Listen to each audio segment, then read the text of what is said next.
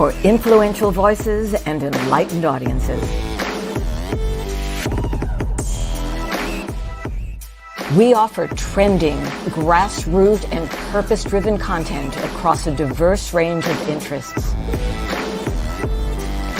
E360 TV is more than just watching programs. We offer the ability to interact with live shows connecting audiences to real, authentic influencers and storytellers while streaming to millions of devices.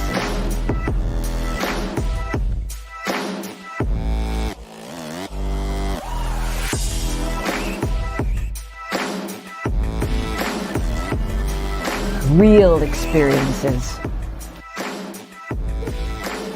Raw conversation. One destination for it all. E360 TV. Hello, hello, hello. I have a question for you. Have you ever felt completely lost? You know, seeking purposeful direction that could and should propel your mission within your divine journey to that next level, but still it hasn't happened. Well, my name is Lauren Michaels Harris, and I'm the founder of P3, the Journey Series. People come to me because they're wounded. Many are scared, and even there are those who are bruised simply because they feel that they are increasingly, for whatever reason, losing their ability to dream. Now, this P3 program is not for a person who's just looking to start a business, no, but rather for those of you out there who have been on your journey and you've been navigating within your divine purpose, but you still desire to elevate to that level that you have not reached yet. If this is appealing, if this describes you, then I want to have a chat with you. I want to hear your story. So use the link below to get registered for your free seat at P3, the Journey Series. And let's get started, one story at a time. I'll see you inside. Click the link. This world is changing more and more every day, and we've decided to change right along with it. My name is Dr. Lauren Michaels Harris, and I'm the president of Trajectory TV Network. At Trajectory, our vision is to provide a creative platform for top content creators and storytellers from around the globe. We're also dedicated to providing this world with content that is healing, educational, empowering, exciting, and above all else, entertaining and transparent. So right now, I invite all of you who believe yourselves to be global game changers to use the link found here and simply take a chance. Schedule a virtual chat where you'll have the opportunity to share your vision for your very own global television show with me, the network president. So use that link, and together, let's begin changing and healing this world, one story at a time. And remember, whether you have years of experience in front of the camera or zero experience, it doesn't matter. What matters the most is your desire to share great content through television and a willingness to share it with passion and with purpose. You might ask, how do I know if I've fallen in love with my purpose and my purpose has fallen in love with me? It's easy when you've lost your voice because you just can't stop talking about it. I'll see you soon.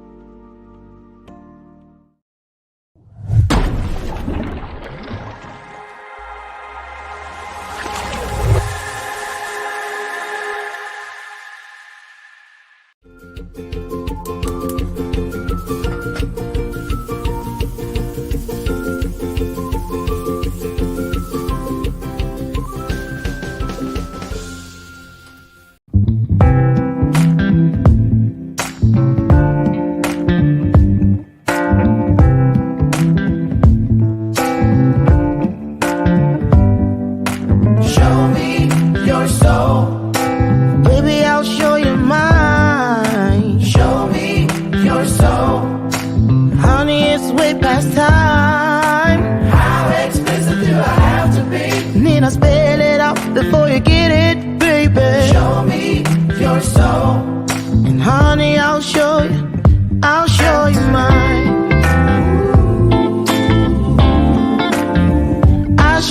mine.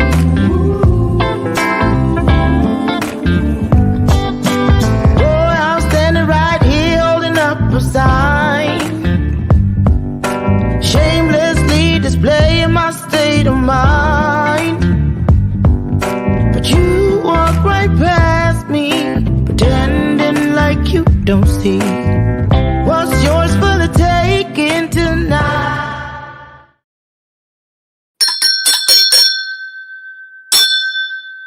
Okay, one more. Good morning, good morning, good morning. Hey, you guys, welcome. It's Tuesday. We need something on Tuesdays. Mondays, I love Mondays because we're back from the weekend. Wednesdays, you're in the middle of the week. But Tuesdays and Thursdays, throwback Thursdays. We need something for Tuesday. Come up with something. Put it in the comments, right? But I'm glad you're here. I'm glad I'm here. And together we can make some magic today, right? That's the bell of purpose. I ring it on purpose all through the broadcast. Why? Not a clever prop, not a show gimmick. It is a reminder, actually an opportunity, because that bell, just like the truth, you guessed it, it has a ring to it. And I don't want you to miss it. I know we're doing 1,000,001 things a day. But anyway, yesterday was my 7th wedding anniversary. So much fun. We do this every year. Okay, we're not going to do anything. No, let's just... I still run out. Anyway, great things. It's basic stuff, but look what I got. I swear, my husband, look at this coaster. I'm sorry I slapped you. You didn't seem like you were ever going to stop talking, and I panicked. Do you think that is a subtle, some kind of hint? But anyway, I thought it was funny. I loved it. And I got my favorite cartoon characters from my cereal, which I happen to be eating right here. Who knows who this is? This is Snap from Snap, Crackle, and Pop. That's right. I have a lot of toys, and I love them. My studio, look, it even came with a bowl of cereal. So I actually have 2 bowls of Rice Krispies today. Only one that I can actually eat. And now they are sitting here right next to my Stretch Armstrong and my collection of Matchbox cars, which I will show you only one of. There you go. So great wedding anniversary day for me. Dinner was great last night. Thank you, Poorhouse, the restaurant here in Naperville, Illinois. Shameless plug going out there. And I'm just so happy. Good morning. You guys are looking really great today. You really are. Come on in. What's on your mind? It's rainy here in Chicago today. I went out to the health club this morning, and it was pouring. It really was. But our guest is in New York City, and sun is just shining like it's nobody's business there. Lucky ducks. That's right. So who's here from New York City? Right. Get a rope. Remember that commercial? I do. Kevin Higgins. Now, you kind of know him, but you don't, because he's a producer. And remember Aunt Nene, the Aunt Nene Show? Yeah. Took me 2 days to get that song out of my head. I'm not kidding. It was like when you're at Disneyland. Ever been in line by It's a Small World? It's a world of dreams. Took me 2 weeks to get that song out of my head when I was at Disneyland. But anyway, the Aunt Nene Show. Yeah, he's one of the producers there, and he does a lot of work all over the place, but specifically focusing on, I believe, production. So he says, Kevin, that he's a former actor turned freelance producer. He's a casting director. Ooh. Uh-oh. Get ready, y'all. Get your audition reels ready. And he's a publicist. But he says as a producer, he mainly focuses on podcasting and Roku channel, YouTube shows. But he's looking to expand, you guessed it, to film. We might be up in here with the next Ron Howard. Listen, I'm going to get him in here. Now, what do we do? First timer. Put your hearts on the screen. He's on his way down the hall right now. Welcome him. Virtually, put some hearts on the screen. Kevin Higgins, get in here.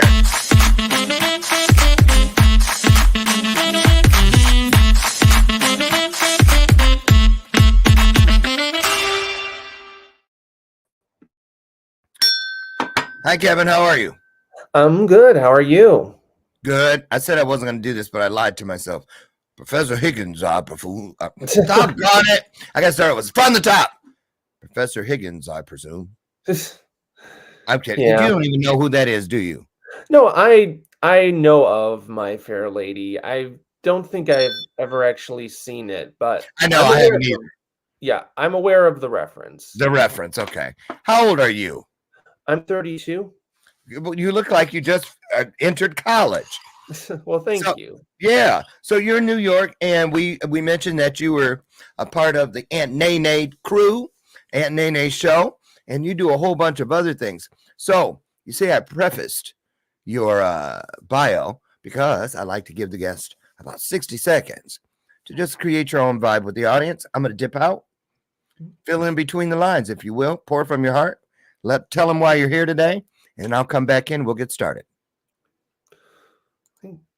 All right. Well, my name is Kevin Higgins.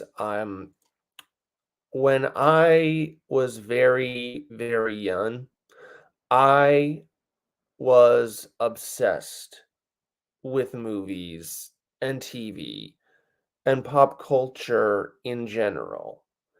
And I even wanted to be a child star, or a child actor, but my parents said no. But I always like envisioned myself like being in movies and TV shows that had people that I recognized on TV. I was the weird kid that all was always on IMDb looking up like who voiced this character on this cartoon I was watching, or who played this character in this like sitcom I was watching. So I was a very pop culture obsessed kid. Mm. And at the time I thought that I wanted to be an actor, but as I got older, as I got into my teen years, I did like high school. I did I was in the drama club in middle and high school. But there was this sort of push, like, get a real job. From who? Like friends, family. I was all into that in high school. Every musical, the fall play, the spring musical. I was in all that. Matter of fact, I was just texting my friend Dawn. She always got all the female leads. They always gave me the villain roles. In every show, if there was a mean person, I don't know what that was all about. But anyway, at least I was in there. A lot of people didn't get in. So were you like a leading guy? What kind of actor were you in high school? Like, what kind of roles did you like? It's weird. Like, there were at least a couple of times I was cast as like the dad. You didn't like that? No, I mean I liked it fine. And mainly like background bit parts. We did It's a Wonderful Life one year, and I played Sam Wainwright, the friend who the friend. The friend who's like, "Hey, George Bailey, we have this big opportunity. Are you interested?" And like Mary's like tells George like, "No, it'll take you away from this town. Yeah. Your family." That guy. And what was it? Guys and Dolls? Guys and Dolls. You did Guys and Dolls? Yeah, in high school. I played like I think it was like the owner of the guy who was like the owner of like the guy who they in the place they were doing craps in, trying to hide from the law. Yes. Hi, I forget that character's name. Yes, saying hi to everybody at Taco Tuesday. Maybe I will make tacos tonight. Well, let me ask you something, Kevin. So, where were you doing these high school plays at? Where did you grow up? Where were you going to high school at the time? I was going to high school at Schreiber High School, in Port Washington, New York. Okay, so you're from the state of New York, but just not New York City. Yes, though I did live in New York City for a few years. What was that like? I actually moved in for a year after college with my dad. Then I actually got my own place in Manhattan for another year back in 2020 during the pandemic. And I lived there for a year as well. Fancy. Manhattan's fancy. Yeah. Yeah, and expensive. Yeah, and because of that, I moved to Brooklyn. What? Well, I thought all of New York actually is expensive, but Yeah, Manhattan particularly so. So, it is. In fact, Manhattan was getting too expensive, so everyone was moving to Brooklyn. And now Brooklyn's starting to get too expensive. so, So so let me ask you though, when you were living in the city, was that when you were hitting all those auditions and really, yes, exactly. From like so like I I went to college. Actually, I went to a performing arts college called Purchase. shout out, But did you say Purchase? Purchase, yes. Okay. All right. They're letting Yeah, you know. You set one foot on this property, you're going to go in your pocket. We named ourselves Purchase. yeah, but I actually got a psychology degree there. I mean, I did take some acting classes there as well and tried out for some plays and short films there. I think it was like around, I want to say my junior year of college. Mm-hmm. I rediscovered my love of acting. Um, I think it was How'd that happen? well, so my friend was looking for. Okay, it wasn't actually my junior; it was my sophomore year of Purchase. I Matter had of a fact, feeling I was going to correct you, but I said, yeah. it's his story. Let him tell it. So, Okay, okay. Yeah, sophomore year. Go on. right. So my friend was looking to do his own TV pilot. It's called Pinheads. Pinheads. It's like it was like an Always Sunny type show. Oh, Philadelphia? Yeah. Oh, Um yeah, yeah, yeah. so Did you, let me just ask you, did you ever watch that show? yes, Sunny in I've seen a fair amount of episodes I of had that to show. stop because it was always it was funny, but they were always, it was like never stopped. And we were like this after it. I'm Yeah, I not can kidding. see that. Huh? I can Yeah. see that. Woo. I was like, oh, Lord, Jesus. Okay, so Pinheads. All right, so uh he was looking for people to give him notes on the script. So I read over the script. I gave him some notes, but kind of gave me an idea like I wanted to actually be in it. Like I don't think I really stopped wanting to be an actor. It's just more that it was kind of on the back burner. Like I did some like Sure. voice acting in like friends podcast plays around that time. But um but once I once I gave him some pointers, Yeah. and I asked him, hey, and he actually got like the funding to make the pilot. I was actually Wow. thinking, yeah, I was actually thinking, hey, can I audition for one of the roles? And he agreed to let me do it. So I Uh-oh. auditioned for a few of the Did you roles. get it? What? Did you get Yes. the role? Did you get the part? Yes, I got the role Oh, of this character named Kenny Harrington. So I actually had to like go all the way out to Ohio. Um, that to happened to me once. And yeah. it was for a movie. But it's cheap there. That's probably why. You can get a lot Oh, of that's why they told me they get a lot of the you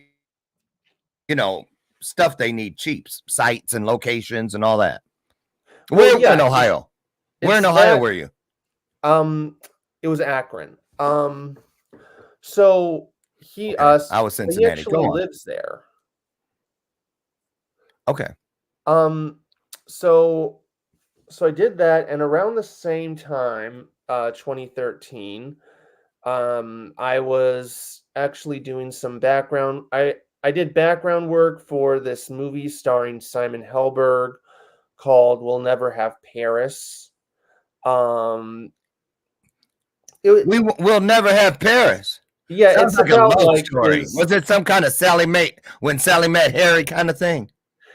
kinda. It was God, kind of like Simon Helberg from Big Bang Theory. He was doing like Mm. trying to be like do like his own Woody Allen type movie. I can see that. I can Yeah. see that. I can see that. Yeah, but so anyway, you know, being in Pinheads kind of triggered my love of acting, and like we did a season 2 that we filmed a couple of years. Well, we did a season 1 that we filmed a couple of years later, and then a season 2 we filmed a couple of years after that. But to promote Pinheads, this is sort of where my love of producing started. That's where I wanted to get, because that's your Yes. jam today. Yes. First of all, okay, tell everybody, and let me warn you, Charles Maddox just showed up. You know he's an Emmy award-winning producer-director. No, I didn't. Yeah, he's here. Oh, Yeah, cool. and he's gonna hate me for saying that, but guess you want to know something else about him? Yeah. Bob Marley's nephew. Oh, I great. know, huh? Yeah. Yeah. Look, can he see me? Okay, Charles, look, it's Oprah. We love Charles. That's my buddy. So listen, what I'm getting at is this could be some divine timing that he's here and you're here. You want to talk about your production, but I want you to explain to the audience because we know what directors are. Cut from the top. Julia Roberts, that was horrible. Start over. Okay, that kind of thing. But what does the producer do? Just give us an example. Does he run and get the coffee? Is he cleaning out the dressing rooms? For real, what's he doing? No, the producer is pretty much the middleman. He's the one making everything happen behind the scenes.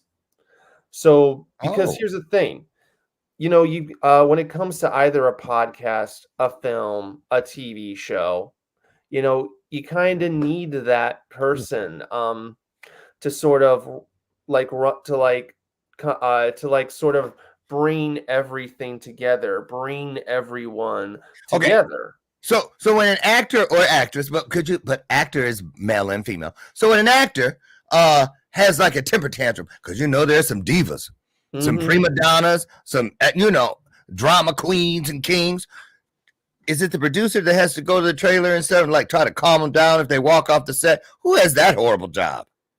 Yeah, that's usually the producer or maybe the assistant to the producer. Yeah. Or I mean, it really depends on the set and the set dynamics. And who that actor is close to. Like it could be the producer, it could be the director, it could be the actor's assistant. So why do you like the producer's part and not over the director part? Well, because I like I like sort of being more behind the scenes, being able to sort of connect, bring everyone together, you know, put all the pieces in place to get the project going and started. In fact, that's sort of that's because, you know, like I kind of, how do I say this, ran into the the producing part of Pinheads by accident. Like first it was giving notes for the script. I helped raise funds a little bit. That is another part of a producer's job. Yeah, people don't realize that, and that's the really part. Yes, honestly, that's my least favorite part of producing. Thank you. I helped grow the show's Facebook following to about 1,000 followers. Actually got some rather notable people to follow the show. Oh, anyone we might know? Yes, Olivia Hussey. Who are you calling a hussy? No, I just asked you to tell me a couple of the names. You ain't gotta get mean about it. Damn. No. Olivia Hussey from Romeo and Juliet. Oh, see, my bad. That used to be one of my stage names, Olivia. I was okay with, but that hussy part, we was getting ready to fight. Right. No. I'm kidding. Go on. So where would we know her from? The 60s Romeo and Juliet with Franco Zeffirelli, the one that Franco Zeffirelli directed. That was her? Yeah. Okay, so okay, go on. That's one. Also the main girl in Black Christmas. You want to go there, huh? I'm just playing. Okay, go on. That's two. The Black Christmas from the 70s. And listen, I'm 62. Every Christmas was a Black Christmas. Okay. Oh wait, I need some sound effects for you. Keep going. And I know she played Mary in some. I know she played Mary, Jesus's mom, and something. I forget the name of it off the top of my head, but I know it came out in the 70s. I ain't gonna say nothing about her because I cross the line. I don't step on line talking about Jesus and his family, especially Jesus's mama. Can you imagine? All right, but talk about my mama. Okay, and also, she was one of the adults in It, the original It from the 90s. Stephen King's It. Yes, Stephen. That was one of the scariest things. Ugh. Wow. So, what was that experience like? Actually, it was thrilling being able to, and that's another, being able to like get all these people to promote, going on Facebook, getting all these people to agree to be to like our page, to help grow our our Facebook following to 1,000 followers. So, between giving notes on the script, even though I didn't really love it, even between helping to fund it a bit, that was sort of like my first major producing job in addition to acting. And for season 2, I actually expanded. Season 2. Sorry, season 1. I actually expanded because not only was I helping to grow the social media following a bit, but I helped the show get SAG registered. I actually was able to get a few celebrities on, though unfortunately, because of union rules, some union rules, we had to replace them at the last minute. Oh no. Yeah, but some we were able to get on. We got I know this woman who had who owned the raccoon who was used to model Rocket from Guardians of the Galaxy. Wait, the woman who owned the raccoon? Yeah, no, in England. In England. Oh my God! I know someone that owns the hamster that was on Little House on the Prairie. That episode where Nellie fell in the well. I'm kidding. I made that up. I made that up. It sounded good. Okay. Yeah. Okay. Now you could at least came with Lassie or some animal that we. Okay. Let me just ask you this. Yeah. Seriously, I'm just kidding you. But what about the production piece again? How do you move up the ladder? I mean, you know what I'm saying? Ooh, man, you should have seen how do you get your foot in the door for that? What are they looking for? Yeah, well, that's the thing. It's mainly word of mouth. I'm still, I've been kind of doing this for 11 years, but really I've been doing it more professionally for 4 years because, outside of Pinheads, I wasn't really doing a lot of producing until I think I worked as a talent agent assistant. I won't say the name of the talent agency. No need. William Morris. What? I slipped. William Morris? No. It's a smaller talent. That's the only one I know. Mm-hmm. Okay. Yeah. So what was your job like? Was that fun? Yeah, it was doing many of the same things I was doing as a producer on Pinheads. But it was like helping to set up casting calls It was submitting talent to various projects. It was letting the talent know that You didn't when the get it. date and time of the shoot is. It Okay. was inputting data that Yeah. the agents needed. Okay, let me ask you. Right. I Yep. gotta ask you. Because I kind of had a job like that when I was out in Hollywood back in the day, working at Beck Brothers Studios when we did commercials and we would slate and the people would audition. But let me tell you, I got to ask you, what about when you had to deal with talent who clearly had no talent? Well, come on now. Come on. You got to know. I know I'm not trying to be mean, but it's true. There's a lot of people you're like, girl, who told you you were funny? That kind of thing. How did you have to, like, keep their ego up or boost their ego? Because there's a lot of rejection in this business, especially if you have. Did you work with kids, like young people? I did, but I will say this. With Righteous Talent, I was mostly sending off the auditions to casting directors. I wasn't actually watching them. So I wasn't real. So I was rarely. So I rarely got a glimpse of the actor's talent.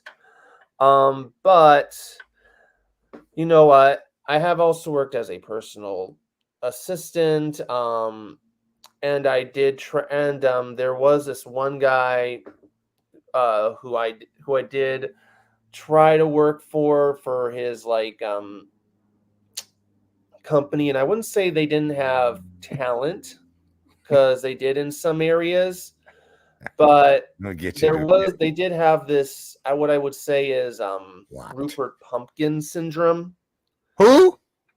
from the King Robert De Niro's character from The King of Comedy. How many movies do you think you have watched in your lifetime? Because we get ready to spice it up. How many movies have you watched? Do you think you probably have an exact count? Hundreds, thousands. Is it so? Is that your form of gaming? You know how some kids are in there playing games all the time. Are you watching movies all the time? Well, I'm doing mostly freelance producing all the time, but if I do have free time, yes, I do.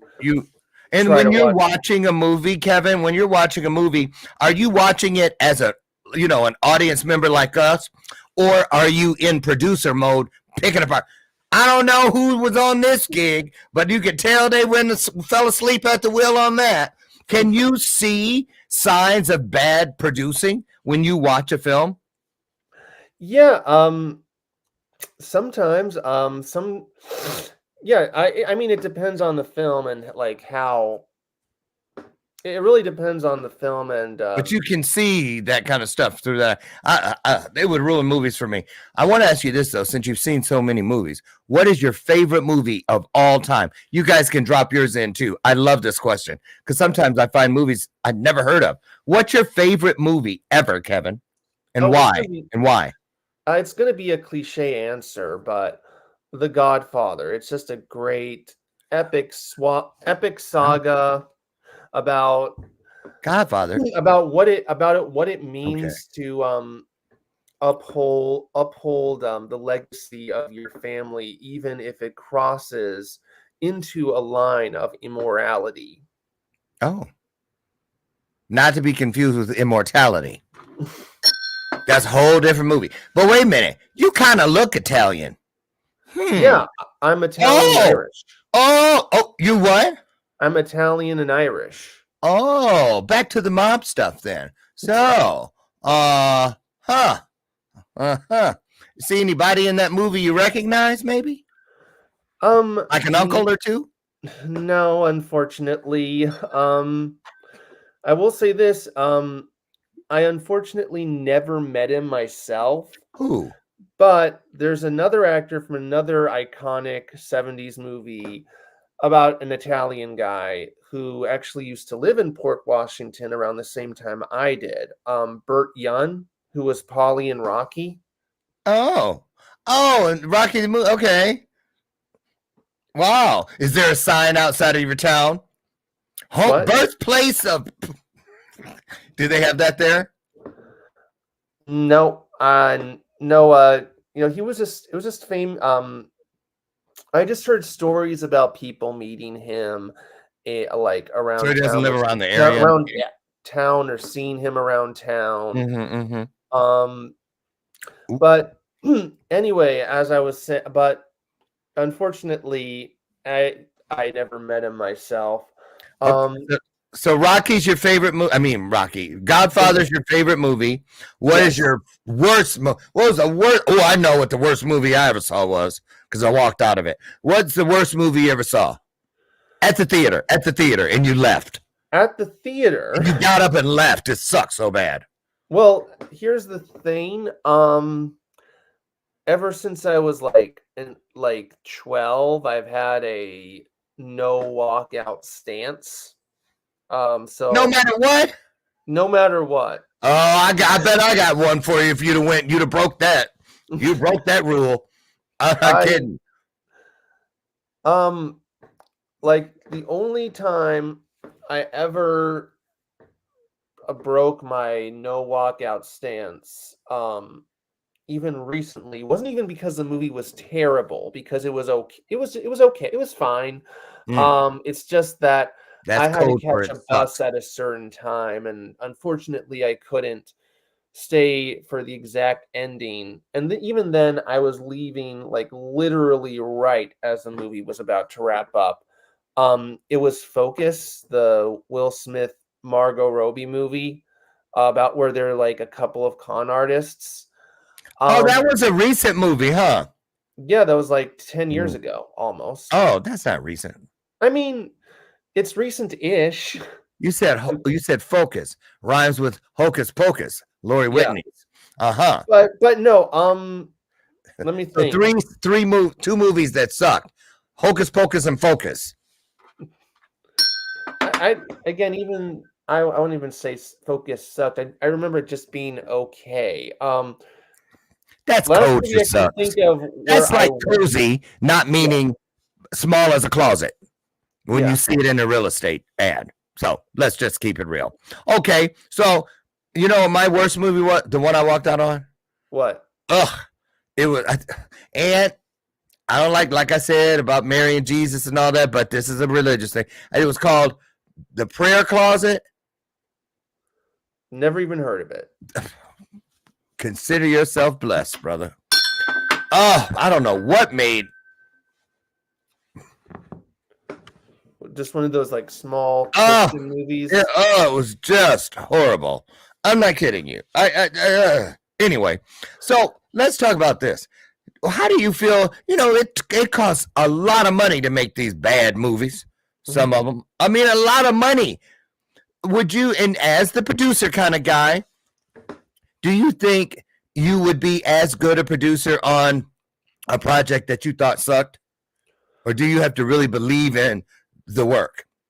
No, I really try to believe in the work and try to do my best as much as possible, even if I'm not always 100% sure about the project.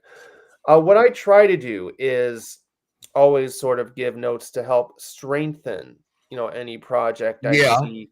I will say, back to like what you were asking earlier, when you were saying like how to deal with people who have no talent, and I was actually saying, they had Rupert Hopkins syndrome. Like what I meant was like these people I worked with, like they either had like good, they had like they not that they didn't sometimes have, they didn't have good ideas, or that they weren't talented actors or singers, but when they did have bad ideas, like and you were trying to tell them like why their ideas wouldn't work, like they wouldn't hear it. Or You mean like those people on American Idol after they get sorry and they go out in the hallway and they're like, I don't know what's wrong with them. I know I can sing. I'm better than Whitney Houston was. I know they don't know talent when they say. You mean like that? Yes, exactly. Or like and I'm not saying it's not bad to be ambitious, but Right. they were trying to get they thought and here's another subset of creatives and I was like this in the past.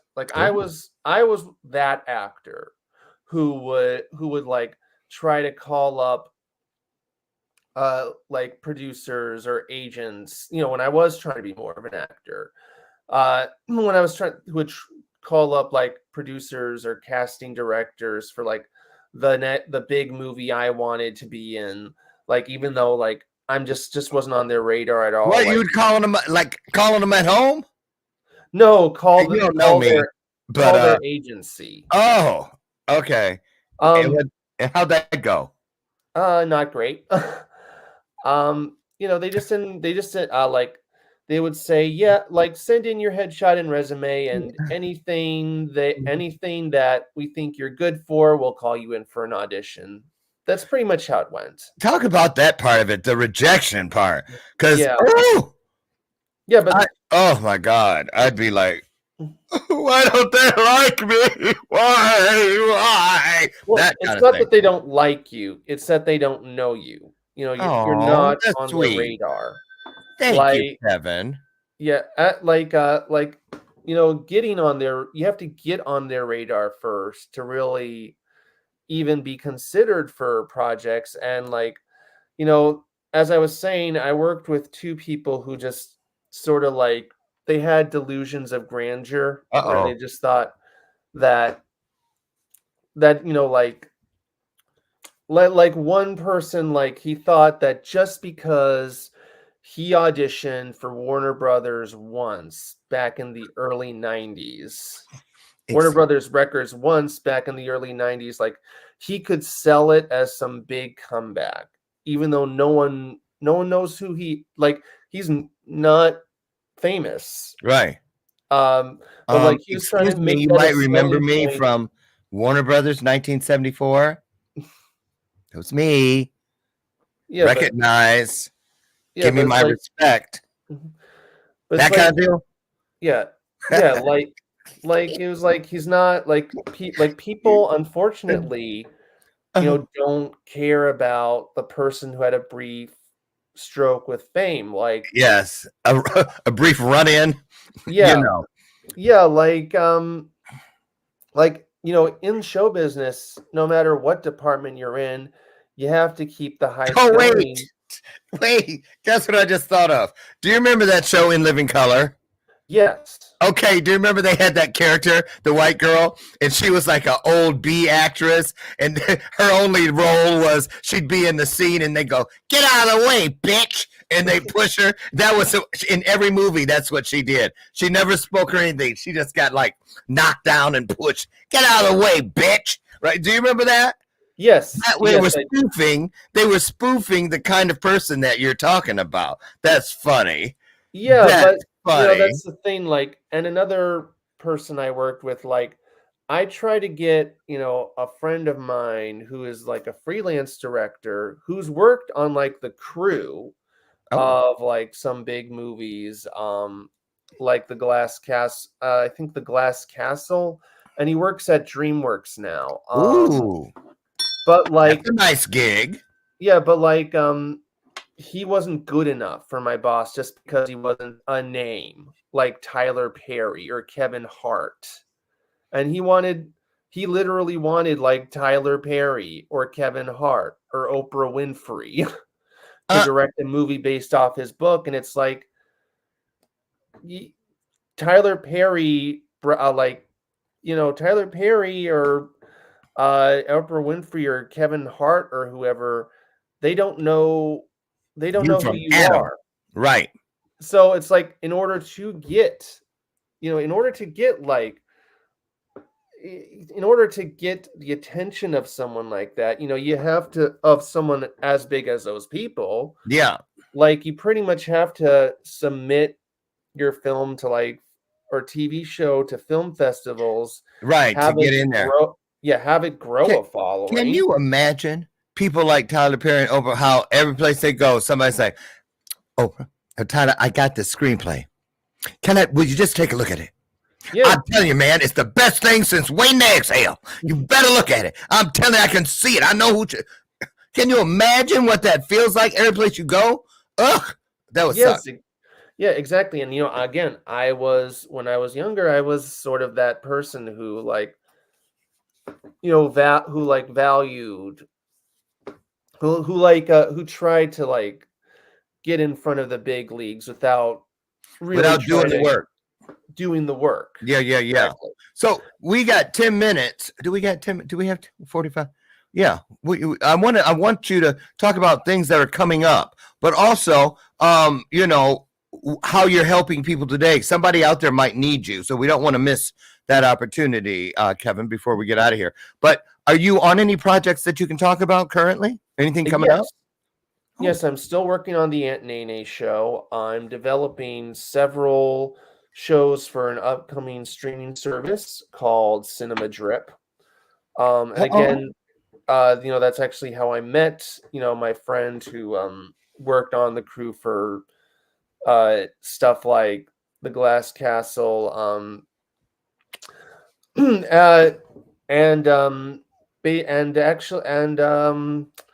so yeah, that's when it comes to my producing work. It's mainly right now Aunt Nene and Cinema Drip. Well, you just can't say Aunt Nene. You got to do the whole thing, Kevin. Sorry. You know that. Sorry. Yeah, Nene show. Yes, the Aunt Nene show. I know. I just helped cast this independent documentary about Beyonce and Jay-Z called Grand Rising. Wait, what? Who? It's not like a major. It's not like a major HBO show. It's more of I think a fan project. Okay. Still, that's got to be a little fun. Yeah. Okay. But yeah, right now when it comes to my producing work, it is mainly cinema. It is mainly the several shows I'm developing with Cinema Drip, like the lights, the camera, the action, filmmaker spotlights. Okay. Binge worthy this weekend. And as well as the Aunt Nene show. Binge worthy this weekend. Wait a minute. Is that where you show people great things to just sit and watch? You want to binge all weekend? Try this one. Yes, exactly. Oh my God, we're always looking for that. Oh. That's a hit. Yeah. We're always looking. It's not my job. It's my husband's to find when Suits was about to end, we've watched it for months because there's all those seasons. Better find us something good to watch. We run out next week. That's great. How long have you been with them? How do we get there? How do we find that? For 3 years now. I helped the CEO I helped the CEO basically booked her on a podcast. She was What's the title of it again? Cinema Drip. It's not out yet. But Binge the Weekend. All of the shows are in production right now. What's the name of the one where you binge over the weekend? Binge worthy this weekend. Binge worthy this weekend. That's a great name. Yeah. But basically what I've been doing. Manera. Yeah. Oh, and a Foodie's World. And basically what I've been doing for all of them is helping to find guests. Helping that's a big piece for especially live streamers, podcasters. Yes, for all the Cinema Drip shows, helping to build a set, finding crew members, coming up with ideas to help expand the shows, helping to develop the blogs, actually with Aunt Nene, that's what I've been doing as well, helping to find the Aunt Nene show. Aunt Nene show. I can't help it. It's stick in your head, y'all. It will. Yeah.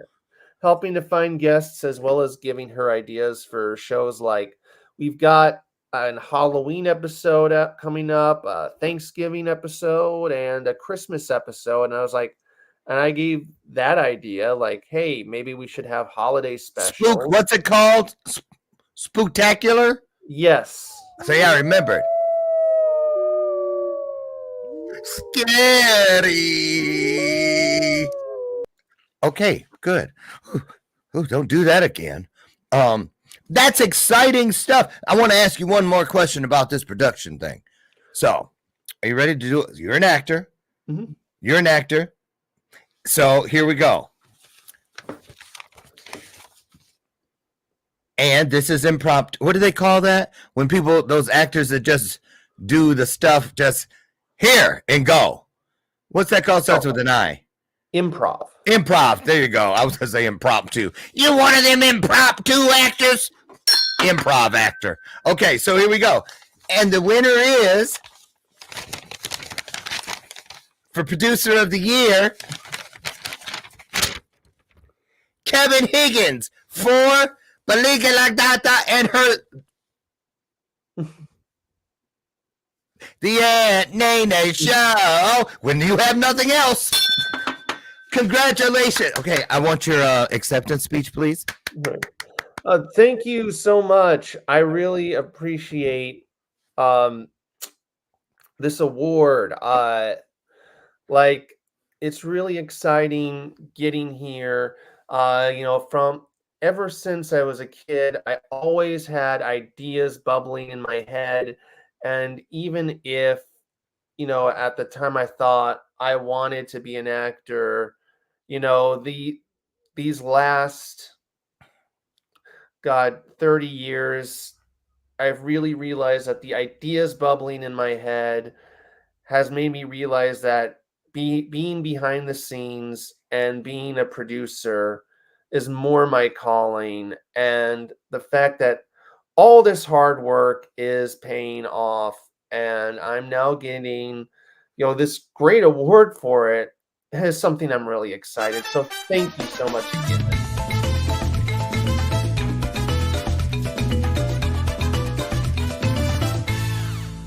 You see how I did that? I did the cut him off music. Hey, that's a realistic rehearsal. Because if I ever win one of those awards, trust me, they're gonna have to get a hook to get me off the stage. I've been holding on to the mic stand, everything. I'm not done. You know what I mean? So pretty exciting. I found it interesting. Professor Higgins, I presume. I had to get it in. I warned him before we were out here. I said I'm gonna do it. I found it interesting that you said over the last 30 years. So it takes a minute to get to that level, doesn't it? Yeah. So you have to really be invested in taking this thing all the way. And I have no doubt you're going to do just that. Do just that. Do you have any words of wisdom, any tips for that middle school or junior high or high school kid, even college kid that might be sitting out there considering doing what the work you do today, producing and whatnot? What would you recommend they do in college to better help fulfill that dream? Definitely grow your connections, but also just, figure out what it is you really want to do, if you really want to be in front of the camera or behind the camera, because I think another reason I moved over from acting to producing was because I realized, even though I do have my own podcast, VHS Era, which is like which I post twice a month. Okay. Guests and I look at old VHS openings and decide if they are worth sitting through. I realized I really enjoy more sitting behind being behind the scenes and doing like behind the scenes work than really, putting myself out there and being like the face of things. Yeah. Okay. I just want to let you guys know, because we're almost out of time. Kevin's Facebook page is scrolling along the bottom right there. It's KPatrick30.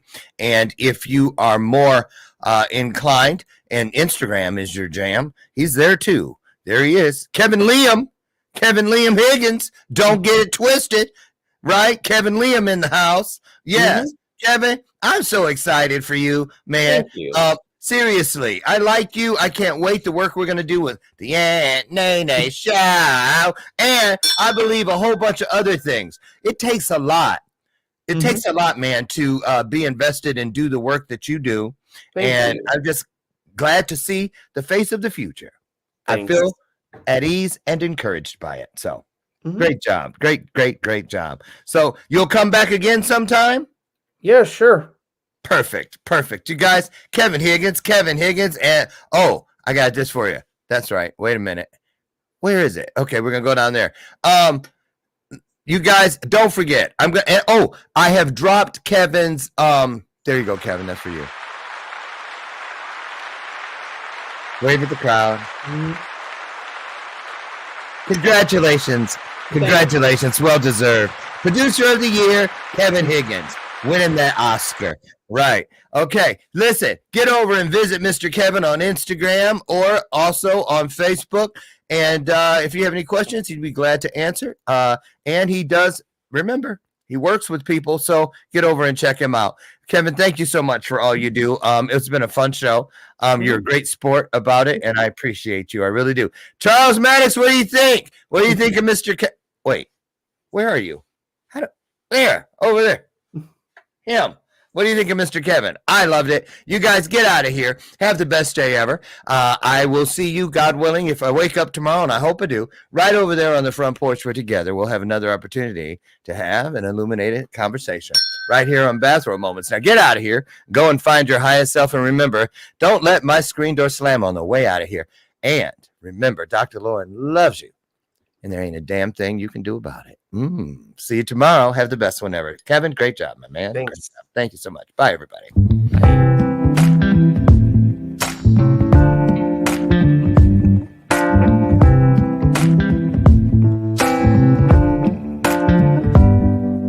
Show me your soul. Baby, I'll show you mine. Show me your soul. Honey, it's way past time. How expensive do I have to be? Need I spell it out before you get it, baby? Show me your soul. And honey, I'll show you mine.